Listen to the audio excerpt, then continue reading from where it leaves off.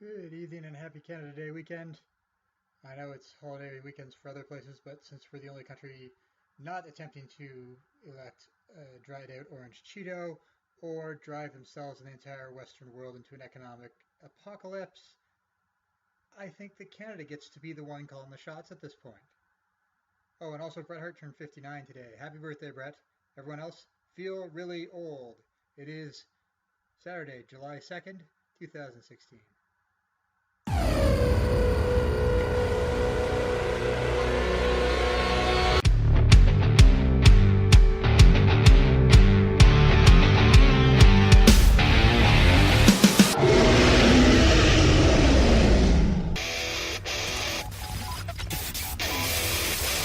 This is not a test. This is the Wrestling News Experience.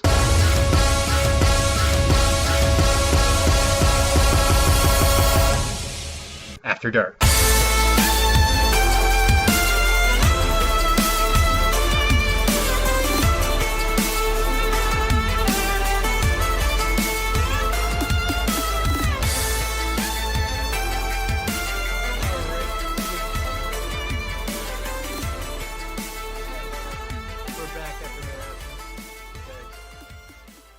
Life works.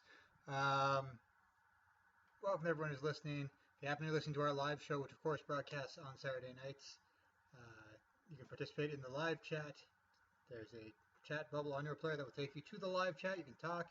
Of course, if you aren't listening to us live, you just listen to us anyway. You can follow us on Facebook at TWNE After Dark. You can follow me on Twitter at Dave the Camel. We are also part of the Wrestling to the Max podcast network. And you can always get this podcast on iTunes, Stitcher, and it's available on forumma.com and, of course, Spreaker.com. That was everything, right? I haven't forgotten something. It's been a while since we've done this. What do we got to talk about? It's July. It's a new month. We got the brand split coming up on the 19th. We got Battleground coming up on the 24th. We got 20 pay-per-views a year again. We got SmackDown going live. I don't know how I'm going to cover it all. Honestly, I'm sitting here going, man, I hope SmackDown just doesn't get any better so I don't have to cover it for work. And that's bad, right? That's a bad attitude to have. I should hope for all the wrestling to be good. But quite frankly, we're headed for a way where we've got 2 pay-per-views a month on any month that's not the Big Four. 2 pay-per-views a month. 3 hours of Raw on Monday, 2 hours of SmackDown on Tuesday, an hour of NXT on Wednesday, plus the Cruiserweight Classic for the summer, which I'm going to watch, of course, because it looks awesome. And, you know, there is such a thing as too much wrestling. And here we are. At least I get paid to cover it, in a manner of speaking. But here we are, just a couple weeks away from the brand split. Setting up matches for... Yes, SmackDown will be good for about 2 weeks from the chat. Yes. No, you know what? 2 weeks is being cynical. They will make it to about Survivor Series, and it will start. And before they will start to realize that the ratings aren't getting any better, so they don't have to pay attention to SmackDown at all. And of course, it's not like John Cena is going to be on SmackDown, so they won't have to care. What was I thinking about? Sorry, lost my train of thought. We have. Yes, avoiding spoilers, like the tag for the Cruiserweight Classic. So am I. I did see who won, but I've already forgotten. I know 1 or 2, but it'll still be interesting to watch. So we're setting up matches for Battleground, and of course, they're setting up stuff like dream matches like Kevin Owens and Sami Zayn, and Shield triple threats, and things that we probably won't get again because these guys are getting up on different brands, which is the only way I can see John Cena versus AJ Styles potentially ending with an AJ win, because they're headed for separate brands and it won't matter. If we're really unlucky, they'll end up on the same brands and John Cena wins the next 5 matches. Yes, from the chat, the brand split, we're hoping that the brand split will last longer, or that they'll pay attention longer than 2 weeks or so, or it's going to implode from the beginning. I have not great hopes for the brand split at this point because they've done everything so ass backwards it confuses me, and I know that it's just something in me where I really wish they could have just ignored the Variety article and just built it on television and worked it towards then eventually the split and the brand split. But at this point, we're running in place waiting for the brand split because we already know it's going to happen, and they aren't even trying to come up with a storyline reason for it. It's just happening. They might as well come out and just say, well, USA made us do the brand split because they want better ratings on SmackDown for all the effort they're putting into it. And which brings us, of course, to the Roman Reigns suspension. Of course, suspended 30 days. At this point, I think we're down to under 20 for PEDs or for whatever. We don't know. It was for violating the wellness policy. Just showing off how ridiculous the wellness policy is and how ridiculously protected Roman Reigns is, because I sit here and I go, if Zack Ryder violates the wellness policy, we're never going to see his ass again. Roman Reigns violates the wellness policy after putting all this effort behind him. He still violates the wellness policy. Not only is his punishment basically, hey, take 30 days off the road, it's you're coming back to the main event of a pay-per-view in a world title match. Now, whether or not he wins is kind of irrelevant, because nobody coming off a drug suspension should get to go right back to the main event, win or lose. And I don't care about networks and stuff. There are still pay-per-view bonuses and pay-per-view paychecks and all that sort of thing. And it just bugs me that he gets essentially this free ride and they're not going to take him out of the storyline. Because God forbid they do.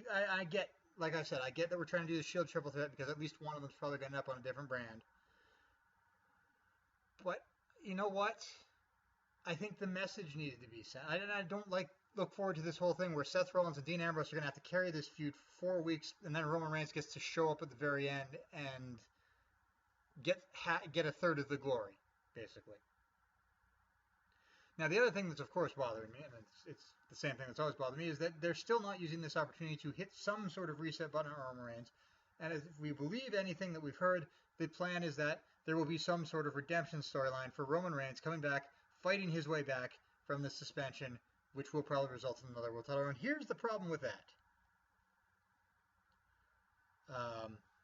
You know what redemption stories require, besides, sympathy for the guy that's like, it requires you to be redemption for something that, wasn't something stupid that you did. Roman Reigns got suspended for failing a drug test. That is all on him. That is the only thing that was right about his tweet. It's on him.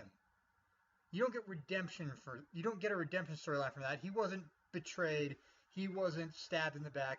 It wasn't an unfortunate twist of fate. He took drugs and he got suspended for it. There's no sympathy there. Especially not for a guy who they'd spent the last 2 years pushing to the top of the company. Nobody's going to see this as, oh, that heroic Roman Reigns is coming back from his own stupid mistakes. I have no sympathy.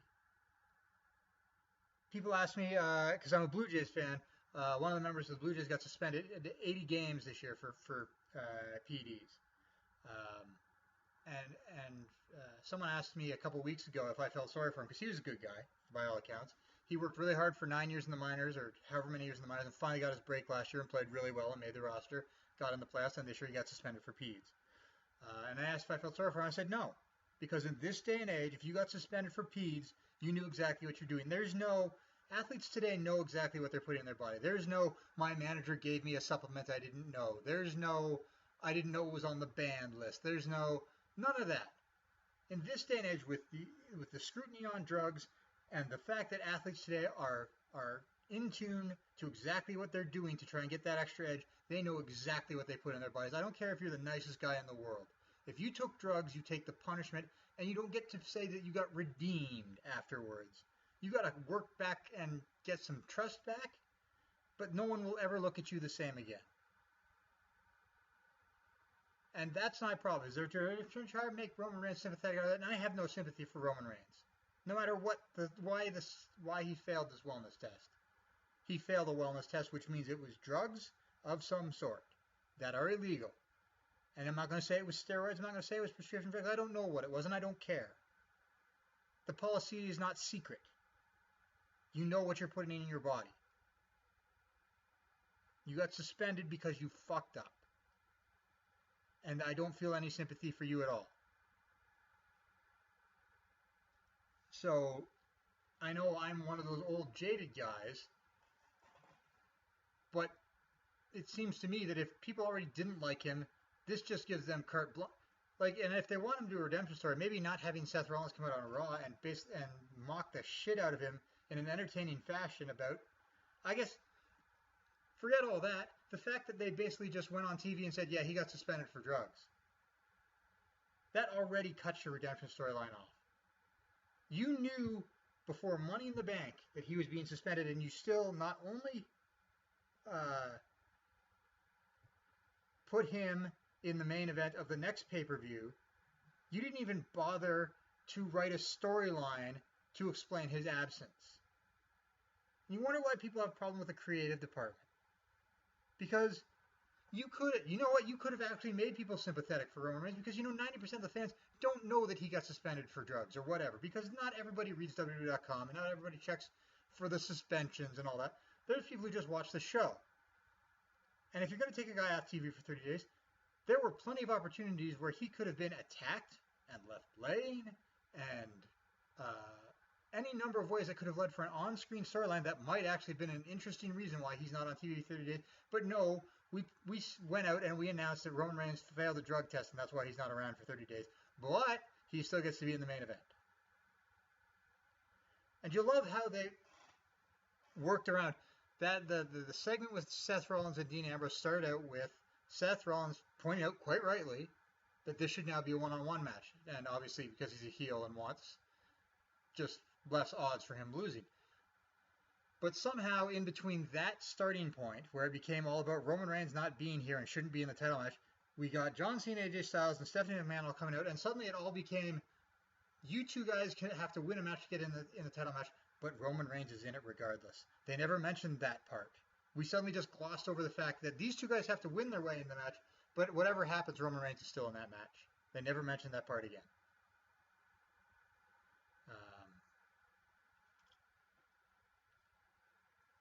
And it bothers me on the level that his push should evaporate, but it won't. And it bothers me in that they didn't bother to write anything, any story, and I get it was a bigger mainstream than normal. I get that ESPN has this closer relationship and all that with WWE, but at the same time, why take the lazy way out? Even if people know he got suspended for drugs, when you watch the show, you don't need to explain that. You can come up with a reason that makes sense in your storyline, but it goes back to the same thing with the brand split. It got out in the mainstream media, so they said, no, well, we just have to announce it. Doesn't matter that we don't have a storyline planned, it won't be very interesting on television, and we're going to go into a holding pattern for a month because it's not happening until July 19th. We have to get it out there because it's out there. It's in Variety. We haven't got time to write an actual interesting storyline. And that, it's come to the point where if you're watching for Raw for anything beyond the good wrestling matches, which there are many, there isn't a lot there because the storylines don't exist, especially in the main event. We're getting a Shield triple threat at Battleground, which is something that people have wanted ever since the Shield broke up. And first of all, it's happening on a throwaway pay-per-view. Second of all, because of Roman Reigns' suspension, it's not going to get the sort of build that you would expect. Like, this should be an epic build. These are three guys who have now all been world champion, who have gone different directions after the thing and found their way back together. There should be a big, huge thing, and it's not going to be. And yeah, from the chat, the next guy that gets suspended, does he also continue to get pushed and not lose their spot? Because in the eyes of everyone else in that locker room, and I should mention there was a story going around that Roman had to apologize to the whole locker room. Apparently that was completely bullshit, but maybe it should have been true. Does Roman keeping his spot after this, how does that sit well with the eyes of other people? I bet, especially since there's plenty of financial reasons why Roman Reigns should not continue his push, I bet it doesn't sit very well with people. Someone like, well, Adam Rose doesn't work there anymore. There are people there who have had wellness violations, who are still there, who their push is gone. How do they feel? I wouldn't be thrilled, especially since, if this were John Cena, and John Cena got his first 30-day wellness suspension, and came back to his push, well, I could sit there and go, well, obviously, it's John Cena. He sells all this merchandise. He carries the company. He does all this stuff. It sucks, but I understand why he's still getting a push, because he justifies his push. But Roman Reigns has done nothing to justify his push. Yes, he wrestles good matches, and that's fine. And he's gotten slightly better at promos, I guess. Or they've at least gotten slightly better at giving him promos. But he hasn't really done anything to justify that he's being pushed. Ratings are still down. Subscribers are fine, but that has nothing really to do with the fact that Roman Reigns is champion. WrestleMania would have sold out whether he was getting his big title win or not. It begs the, and according to all the merchandise numbers, he's like in the mid-teens in terms of his best-selling merchandise, and the top guys are guys like the New Day and Kevin Owens and Dean Ambrose and Cena, of course. Those guys justify their pushes. What has Roman Reigns done to justify his push, other than the fact that Vince McMahon loves the shit out of him, clearly?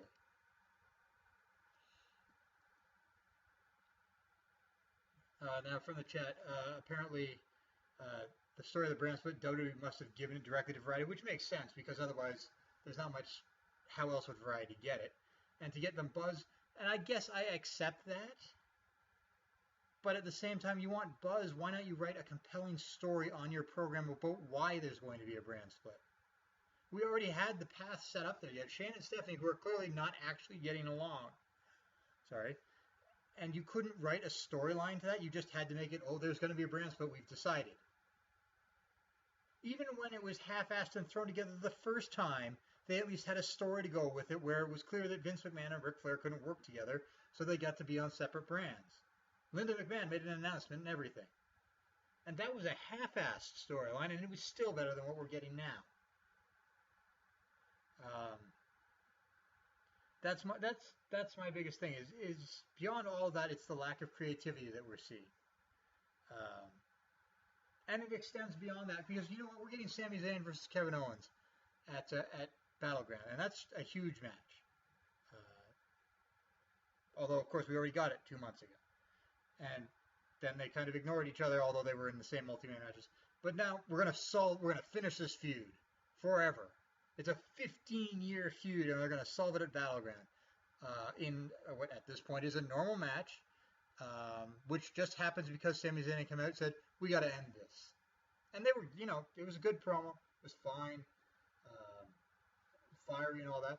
But we're sitting here going for a feud that has the culmination of 15 years of these two guys, and they may not see each other for a long time because they may end up on separate brands.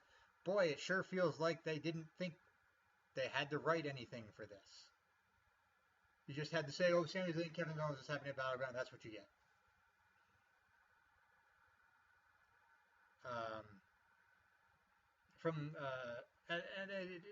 It's not everywhere but you can tell where we're literally just kind of waiting. We're not going to waste an hour of creative energy because the brand split's going to change everything. And I'm still not sure how they're going to do the brand split 5 days or 6 days before the pay-per-view, which will already have its matches set up, without telegraphing a whole bunch of results. What are the odds that whoever's fighting Miz for the Intercontinental title and whoever's fighting Rusev for the United States title ends up on a separate brand, so that they can say, well, the title will end up on this brand, or the title could end up on this brand? I bet there's good odds of that. Or they'll both end, or the guy fighting Miz will end up on Raw, along with Miz, who will also end up on Raw, and Rusev will end up on SmackDown along with whoever he's feuding with, and then there's no intrigue at all, outside of who wins. From the chat, on another note, does Ambrose being called WWE Champion pretty much telegraph that we two will titles the brand split? Pretty much. I don't know how they're going to get there. I don't know how they're going to make it seem realistic. I don't know, are they just planning to pull the world title out of a briefcase and hand it to John Cena this time? But yes, I think the fact that they've stopped calling him the WWE World Heavyweight Champion is a significant sign that we're looking at 2 titles after July 19th. I don't know how they're going to get there, and I don't care. I'm not a fan of 2 world titles, but whatever, they're going to do it, whether I want them to or not. And when you think about if they're also bringing back the single brand pay-per-views, which seems to be exactly what's happening because they've confirmed the pay-per-view schedule, you have to have 2 world champions. You cannot have one WWE champion working every 2 weeks on a pay-per-view. It's just not going to work out. You can't build storylines that way. so it's stupid, but a lot of this brand split is stupid. But if you're gonna do the like brand pay-per-view every 2 weeks, you have to have two world champions, one to headline each pay-per-view.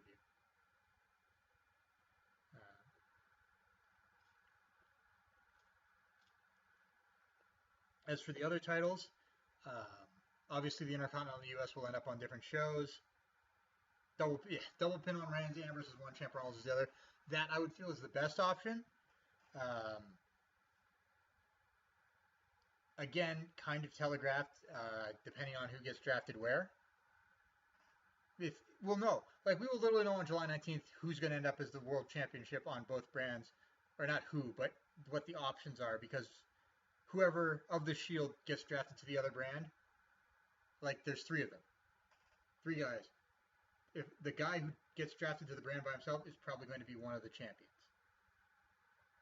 And then on the other side, there's the other option, of course, that John Cena and AJ Styles' match will somehow be for the championship, and I don't know, and this is why we're kind of in a mess. Now, as for the champions, like I said, U.S. Intercontinental title almost certainly will end up on brands separately. The tag titles, they've pushed together a whole bunch of tag teams, which means it's conceivable they could do one on each brand, and I think that, again, I think they kind of have to. And I don't want the women's division to be split across two brands. I don't think there's enough women. I don't think there's enough depth. And we just got to the point where we came up with one title. I think that the women's should be exclusive to one brand. And I think you should come up with some other title. And I'm not saying cruiserweight, but some other title for the other brand. Bring up the hardcore title, the cruiserweight title, the television title, something. But the women's title all the women should stay on one brand just because there's only like a handful of them. And if you split it across two brands and give them two titles, we're going to end up with things like, Dana Brooke is going to end up as Divas champion or whatever the hell they want to call it on one of those brands within the next 2 months. And I don't think that's a good idea. And yeah, there's a bunch of women on NXT you could pillage and bring up. And I'm not saying at the expense of the division, but I'm saying that that's still not enough. I'm saying you have enough women for one brand's worth of a division. Because if you split it, you're not going to utilize it correctly. And we just got the women's title back at WrestleMania. What do you call the other one? You can't call it the Divas title. We just spent 2 months stamping out the idea that Divas are bad. I don't know how you split it up. I really don't.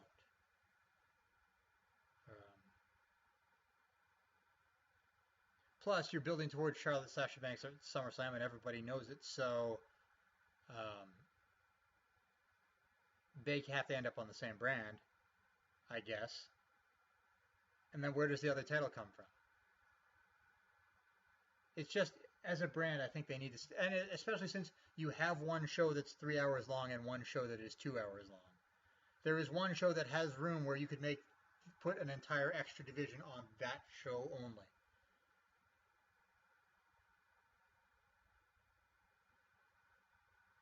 I know people are going to have other options, but for my money, you have to keep the women all together. It's just the way, and maybe you don't come up with another balancing title on the other brand.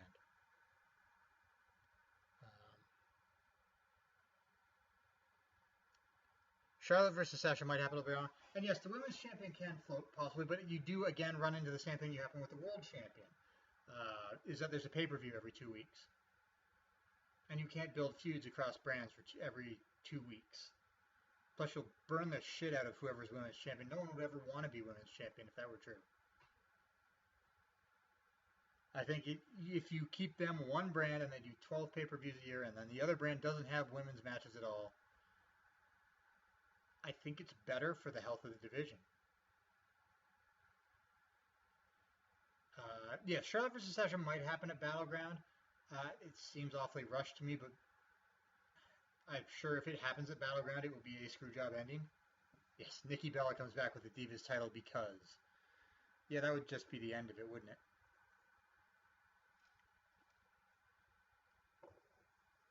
But you can't bring back the Divas title. You really can't. Not after you spent a whole bunch of time rebranding the division around the idea that these are legitimate women's wrestlers. Or maybe they do, and I'm just talking out my ass. That has been known to happen. What else do we have? I think we've ranted about the brand split for a good long 20 minutes or so. We'll know more, hopefully, in the coming weeks. I don't know.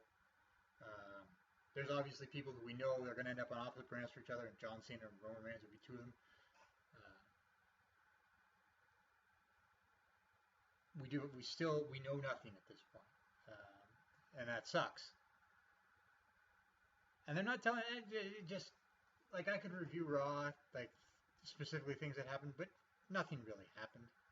We literally had a tag match in the third hour that was Sheamus and Alberto Del Rio versus Apollo Crews and Cesaro that happened for absolutely no reasons. Featured the tag team that already broke up 2 months ago, breaking up again.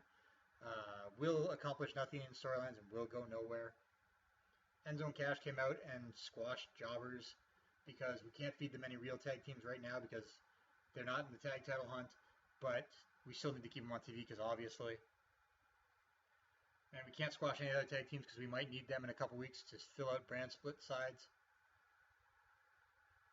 Wouldn't it be hilarious if they spent 6 months setting up Golden Truth only to have them get split apart at the brand?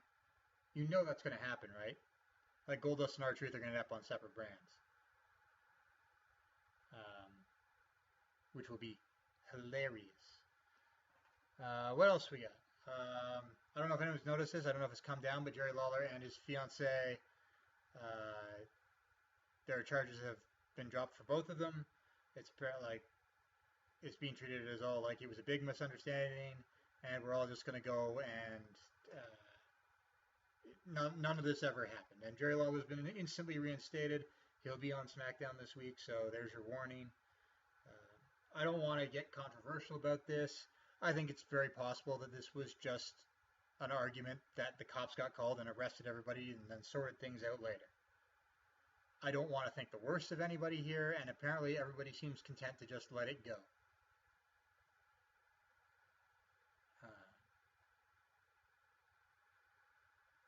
That's really all I had to say about that. From the chat, is there anybody other than Shane and Stephanie as GMs? Shane possibly, Stephanie no. Stephanie will be there the whole time.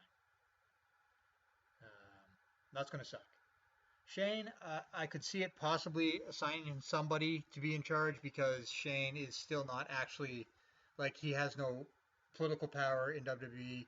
He owns shares but has no, like, he's on a performer contract. He has not no input into his character, none of, like, I mean, he has some because he's Shane McMahon, but he has other interests. I think that there's a very possibility that he won't be there that often. But Stephanie will be there. There's only like an outside chance that she doesn't, in which case I do hope that Corporate Kane ends up as somebody in power because it is the perfect role for Kane. This whole thing when he came out as a demon on Monday, which was first just a fuck you to people who keep wanting Finn Balor to show up, but the Demon Kane is done. He's just done. Corporate Kane is incredibly entertaining. But once he steps in the ring, I'm done. I thought even as Corporate Kane shouldn't be wrestling. His little entertaining things in the back are just fine, and he can screw with bad guys and good guys alike because he's just insane.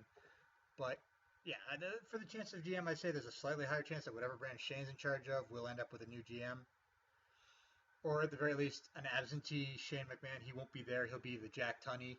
Like things will just happen, and he'll show up for big events, and that'll be it. But yeah, no, we got lots of Stephanie to look forward to, slapping the crap out of people and proving that she's a strong woman and cutting the balls off all sorts of talent. Okay, somebody wants thoughts on the best thing in all of wrestling right now, Broken Matt Hardy and Brother Nero, which I'm sure is perversely entertaining in some way. I've watched some of it, and I just sit there and go, if there was any proof that TNA doesn't have a drug policy. I'm glad it's entertaining. I'm glad somebody likes it, and I mean, I don't want people out of work and all that. Now, I always say that. At least it's creative. It's not my thing.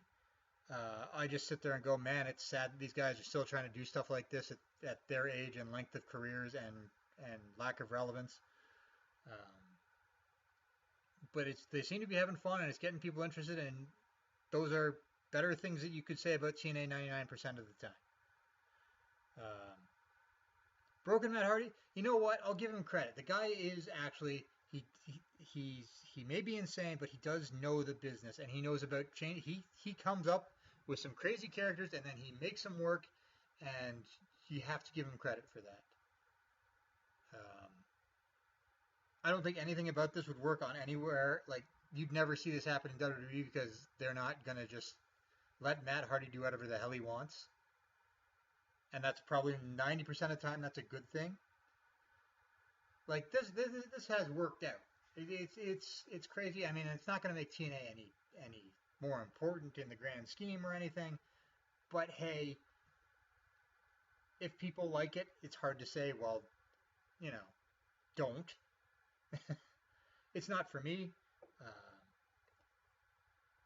I honestly don't care what happens to Jeff Hardy and Matt Hardy anymore. But hey, if they've found something that's making it work, that's not just the same stuff they've been doing for 20 years, more power to them. I mean, Jeff's probably still doing the same thing, but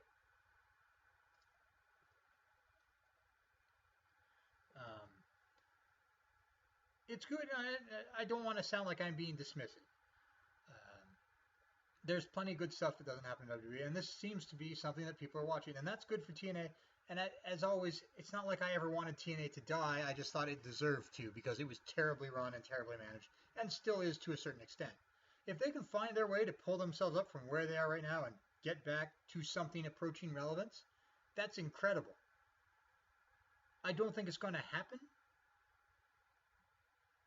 but I would love to see it actually, like, if it could happen, it would be great to actually see it happen, but I don't think it will.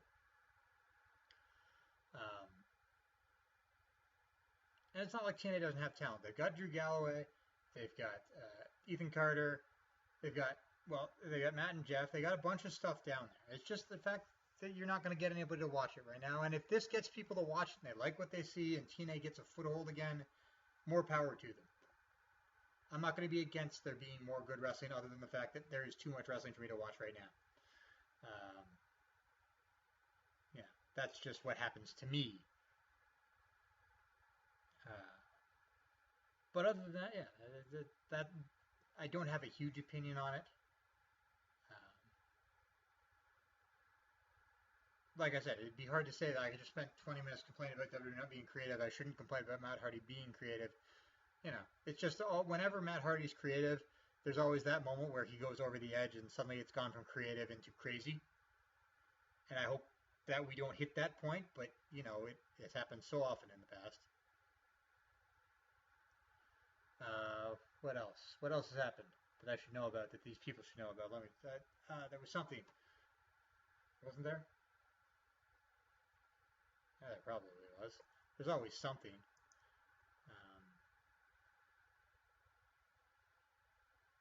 What they see? Oh, I didn't want to talk about that.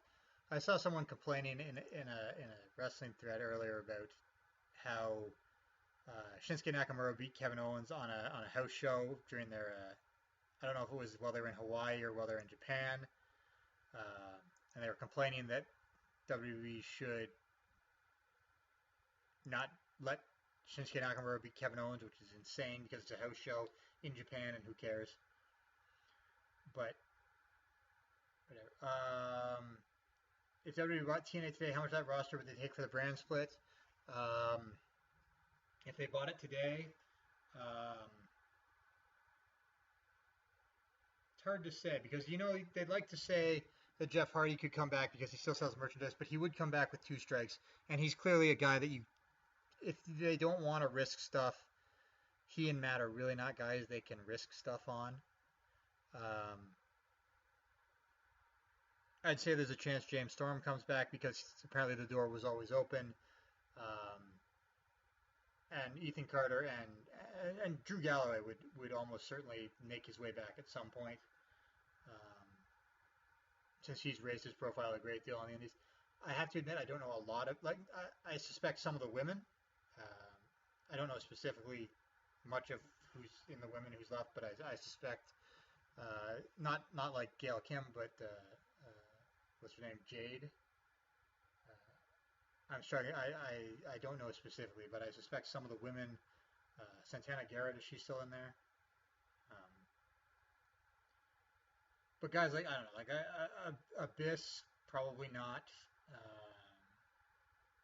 Maybe Lashley. I don't know if they'd really want to put up with that after he left them high and dry last time, and he's not like he's that much bigger of a star now, and now he's older, like nearly a decade older. Um, like I said, like Storm would come in and go back to NXT and maybe team with Bobby Roode and maybe not, and Galloway, like I always think it's only a matter of time before he comes back anyway. So I just yeah, I don't think they don't have a large roster to begin with, and I don't think there's a lot of guys at WWE that are particularly interested when they can have anybody they want anyway. Um, Frankly, if there was somebody they really wanted from TNA, they'd already have them.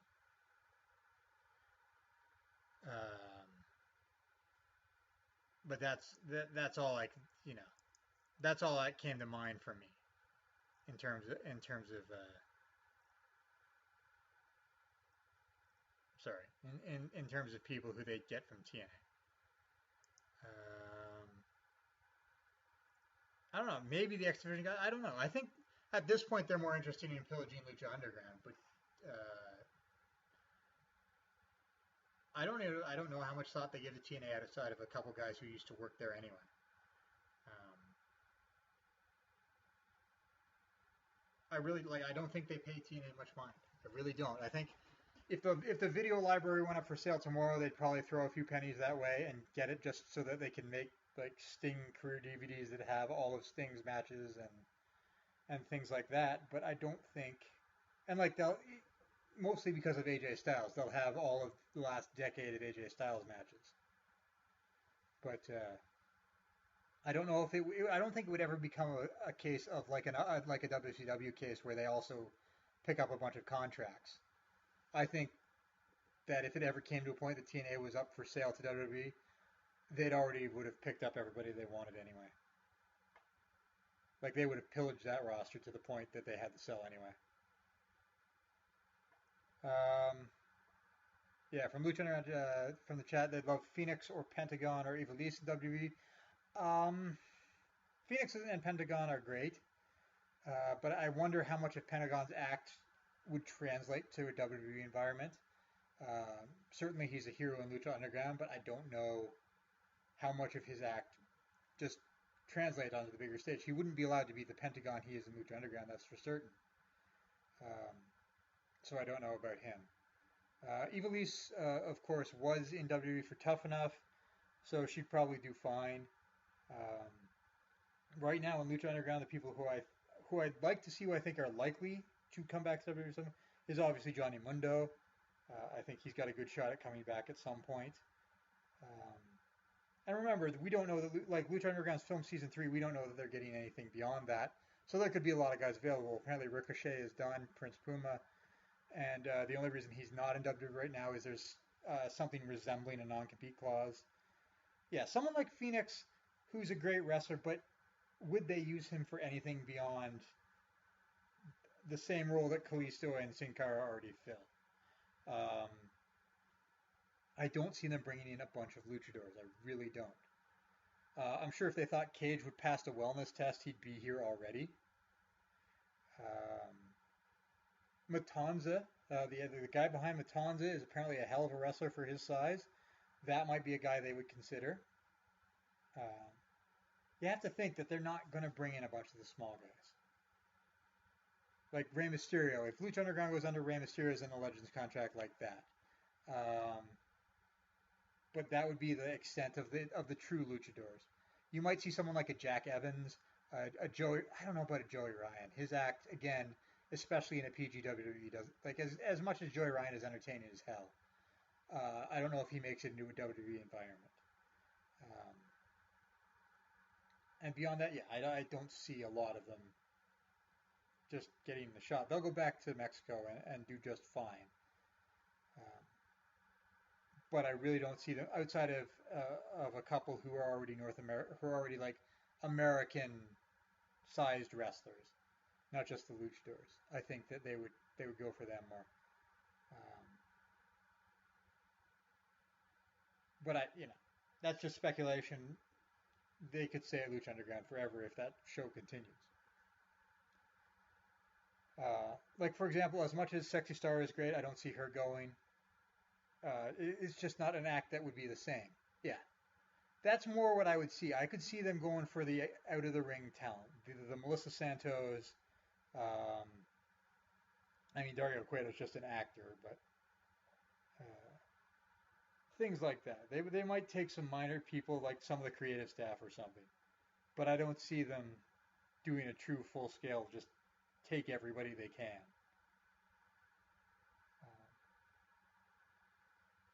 But who knows? If it's done after season 3, everybody's up in the air anyway. Uh, what else? Anything big? Bobby Heenan started a Twitter that turned out to be fake because it's not Bobby Heenan, so that story is over with. It's only really a story because Mick Foley was convinced that it was legitimate and tried to get a lot of people, so it got verified, and then it turned out to not be real. So it's just kind of funny and kind of strange at the same time. But that's the internet. Uh, Yeah, Derek Cueto is one of the best authority figures in wrestling, and I think it's mostly because he's an actor and has no interest in. It's the same thing. Um, I think Dario Cueto is the same way that when Eric Bischoff came into WWE and he was literally just an on-screen character and didn't have to give a shit what was happening backstage, and all he had to do was go out and be Slimeball Eric on a weekly basis. I think that made him a better authority figure because he had no dog in the fight. He's just gonna come out and do his job and go home. And Dario Cueto is the same thing. He's an actor. He's not a wrestler. He's not interested in getting in the ring. He's got no political power. He just comes in. He plays Dario Cueto for this thing. He gets paid. He goes home. The fact he's an actor also helps.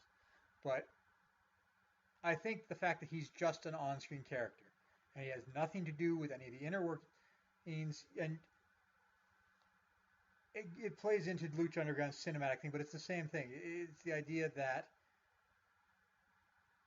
uh, I guess it's more accepting when they're playing a role on screen that you can really do anything with because they're a character without creative control. They just go out and do their job. Eric Bischoff was the same way. He came out, he did whatever that they told him to do because he didn't care. He didn't have anything invested in WWE. He just came out, was the general manager, read the lines they told him to read, and it worked. And I think Cueto's the same way. I'm not saying he doesn't like what he does. I'm saying that his investment in Lucha Underground begins and extends with he plays a character and that's it. And when he's done playing that character, he's not Dario Cueto anymore.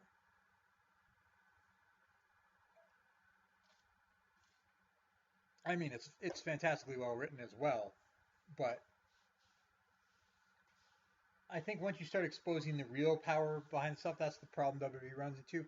Is we all know who the real power people are, so general managers always end up sucking up to one of the McMahons or something.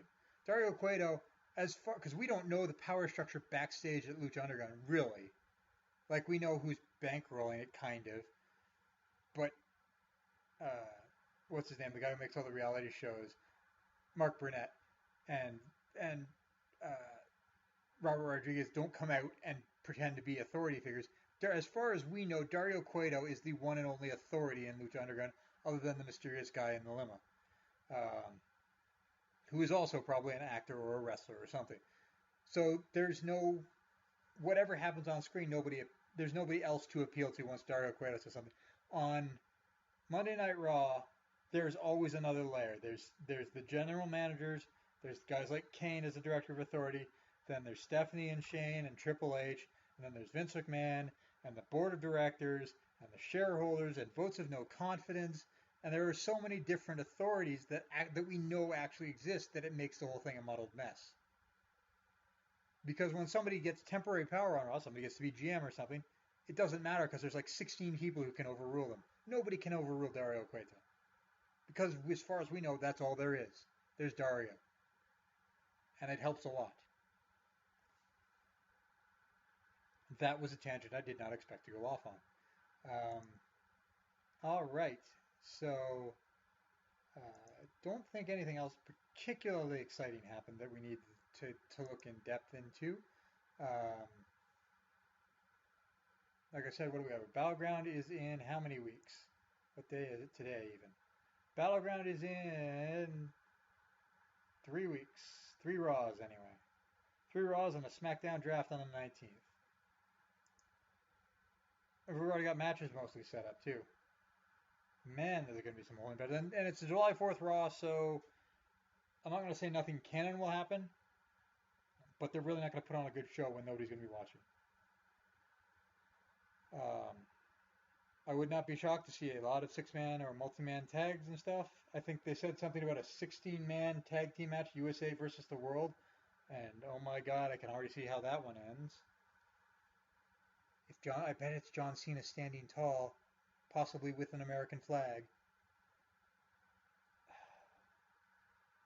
I have to watch it, right? It's my job. Damn it. Yeah, no, nothing overly important will happen this Monday. The rating will be terrible. Somebody somehow will try to blame this on Dean Ambrose because we blamed Roman Reigns for the other ratings, and we didn't actually. But it's hard to blame Dean Ambrose on a night when there's not going to be any ratings anyway. But hey, if you like wrestling, go ahead and watch it if you happen to be home on July 4th. I mean, to me, it's not a holiday, it's just another day. So I'll have lots of work to do. That was what I've heard to mention, Robin.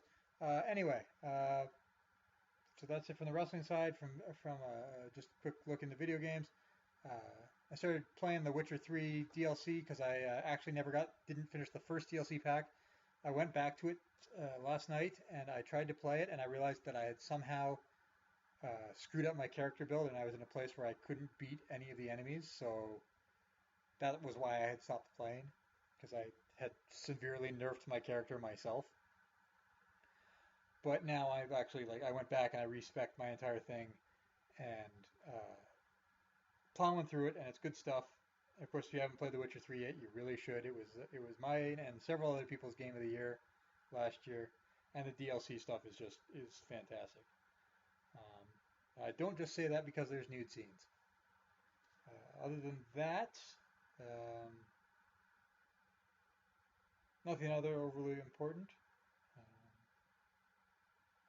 Of course, if you want to read any of the other work I do on a daily basis, like I've talked about my job a lot, and apparently that annoys people, but my day job is, of course, Goliath.com. It is a men's entertainment website. We cover wrestling, video games, movies, TV, cars, lots of things. It's really a good site, and we work really hard. So if you want to support me in any way, that's how you do it. Go to Goliath.com, read the stuff that's there. Everything in the wrestling zone is mine at this point. Although I tell we may actually be looking for a freelancer, but you didn't hear that from me. I won't get in trouble at work. Other than that, I think we're good for another week. Hopefully there's something worth watching in wrestling this week.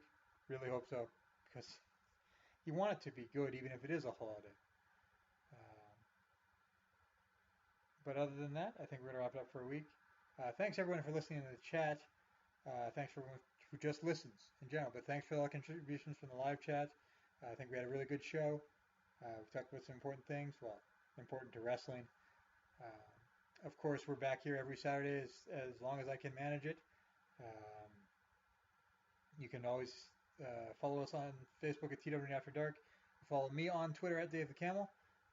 You can find this podcast on iTunes, Stitcher, Spreaker.com, ForumMania.com, and the Wrestling to the Max podcast network. I work at Goliath.com, and I think that's everything this time. So we'll see you next week. Enjoy your holiday weekend if you happen to be one of those people in the countries that are having one.